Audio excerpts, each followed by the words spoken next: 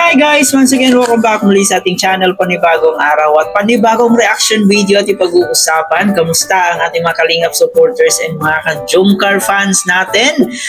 Kamusta po kayong lahat? So yun na nga po no. Sa ngayon, medyo tahimik po yung Jomcar, walang masyadong issue, pero tuloy-tuloy pa rin po yung pag-upload ni Kalingap Jomar dito sa kanyang pag-charity. At si Carla Bells naman, nag-a-upload din siya paminsan-minsan at nakita talaga natin sobrang paldo talaga yung mga views ni Carla Bells, no? Sana all yung mga views ni Carla lagpas 100,000 yung views niya. So siyempre masaya po tayo doon. Yung hindi masaya is yung kung mga better, mga bashers, so sila po yung hindi masaya sa mga views ni Carla. Pero grabe, sobrang paldo po ng mga views ni Carla. So ngayon nga po guys, meron po tayong kunting update lang naman, no? Kunting reaction video patungkol nga po dito sa bagong upload ni Papa Joms, kung saan nakita talaga natin kung gaano siya ka-sincere sa kanyang pag-charity at nakita talaga natin kung gaano kabuting tao itong si Kalingap Jomar. So mamaya ay atin niyang panonoorin at bibigyan rin natin ng reaction pagkatapos. Pero bago ang lahat, shoutout muna tayo sa ating ama ng Kalingap, Kuya Bal Santos Matubang, Ate Edna Vlog, and Kalingap Rob. Supportahan po natin ang mga keyboys, Kalingap partners, mga charity vloggers sa Pilipinas na tumutulong sa ating mga kababayang mahihirap. Supportahan natin sila. Siyempre, ito po yung lingkod Chloe TV. Baka naman, paki-subscribe po ang ating channel, paki-like and share na rin ang ating video. So dito nga po guys, ating mapanood yung kwento ng dating keyboys na ngayon ay sobrang napaka ano po ng kanyang kalagayan ngayon, sobrang napakahirap. Kaya naman hindi nag-alinlangan si Kalingap Jomar na puntahan ito at kamustahin na rin. So ito guys, panoorin muna natin to.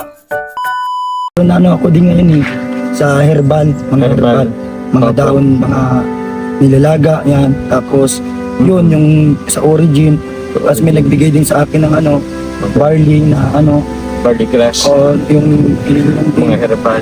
Kaya yun din ang isa sa mga nakakatulong sa akin sa sa Opo. papalakas. Kumpitin nga natin po, Papa Franz, magkano ang expenses niyo po sa araw-araw? Expenses po like, may pinabayaran po kayo, siyempre sa gamot, sa pagkain. Siyempre, marami din ang gastusan. Kaya yun ang pinoproblema ko araw-araw. At na wala akong ibang mapagkunan. Opo. Kasi yun, nag-aaral yung anak ko araw-araw. Siyempre kailangan niya ng baon. Tapos yung ko dito, yung internet, kasi pag ma-upload ako, yan. Kailangan internet. Tapos pagkain, yan lang yung ko. Ang dito kasi yun, ako din ng dito ay akong Ikaw lahat, po talaga? Yung asawa mo, Kuya Franz, merong Ngayon, simula nung after ng kasal namin, na din siya nagtrabaho. Meron. Na-start simula pa lang bago. Simula pa lang, yun sa may restaurant, sa chip shop. Siya doon. Nagsahod naman po, hindi pa? Hindi pa, nakasimula pa lang po siya. Pa lang. Kaya yun, wala pang wala akong ngayon, kaya yung mga nakarang araw talagang sobrang hirap na hirap ako kasi ubos na din yung yung ipon ko. Ko kasi sa sakit ko nga, hindi ako masyadong kaya Yun, Franz, tawag dito parang pag sa ospital ay may parang monthly check-up ka ba or weekly check-up? Meron ka bang hindi ako pa. Minsan nung last 6 months na yung kung pag-laboratory. Sumatsubo na? Matagal na. Kaya dapat ilang beses? Apo. Hindi ko kasi lang personal ako na Napunta. Wala naman po sabi ng doktor na dapat after 3 months balik ka para... Wala kasi din personal na doktor. Lang, depende sa pag may pag magpa-check up. Minsan, pagpa-check up ko yun, sinabihan ako magpa-laboratory, Buti Papa Franz, hindi ka po nagkakasugat. Kasi mahirap pag nagkasugat ka ngayon Yun lang nagpapasalamat ko, hindi ako nasusugatan pa. Kasi pag nagsugat yan, matagal yan. Gilom, lalo pag sa paa. Totoo. Kaya hindi nang iniiwasan ko. Papa Franz, Kumusta po yung pabahay po sa inyo ni Kuya Bal? And okay naman po ngayon. Ang nakatira po doon yung lola at lolo ni Daniela, ng asawa ko. Tapos yung anak ko din na panganay, si Isaya, doon po. Doon siya nakatira. Ilan na palang anak ko, Franz? Dalawa. Yung anak ko na nag-aaral lang doon, si Isaya. Yun po. Alam naman ng mga ibang viewers na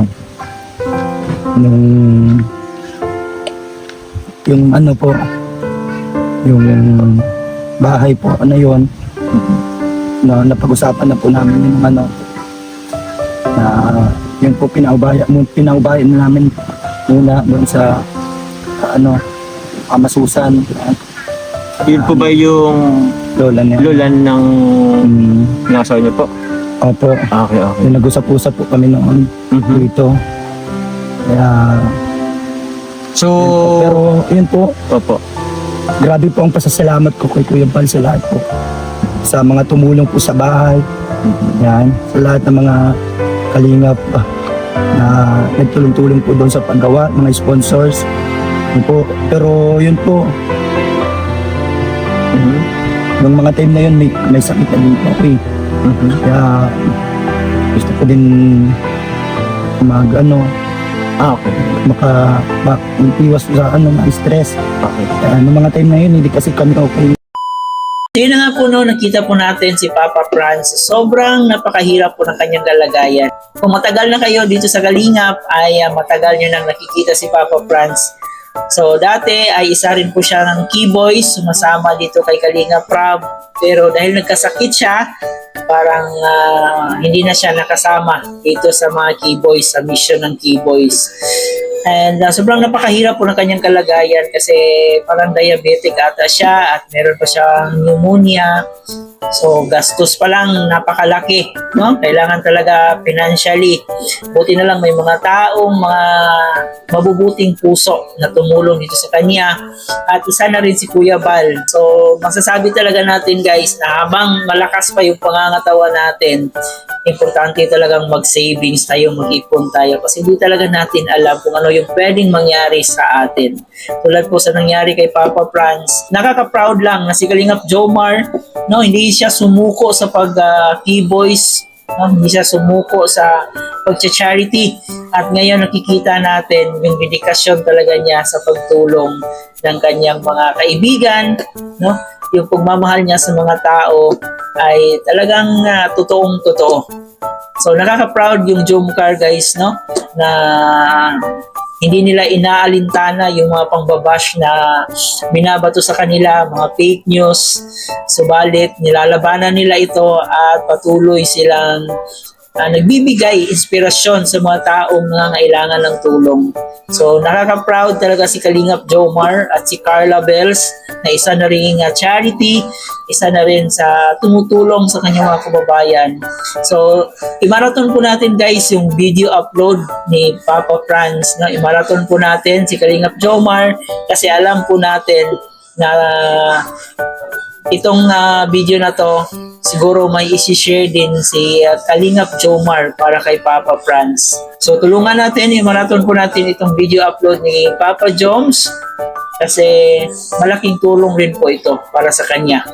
So sa ngayon guys, wala pa pong Jomcar Part 109, wala pa pong update kung kailan ang susunod na episode. Pero at least nakikita naman po natin sila sa kani-kanilang mga channel, may mga upload naman po sila. So doon na lang muna tayo mag-marathon, doon na lang muna natin sila suportahan. So i-marathon po natin ang mga upload, especially ni Kalingap Jomar na nagcha-charity and of course si Carla Bells na nagsisimula na rin tumutulong sa kanyang mga kababayan. So yan lang muna guys ang ating update patungkol si Jomcar. Huwag kalimutan mag-comment dyan sa ating comment section, paki-like and share na rin ang ating video. Once again, maraming salamat sa inyong oras at panahon. Dito po inyong host na si Chloe TV. Thank you for watching.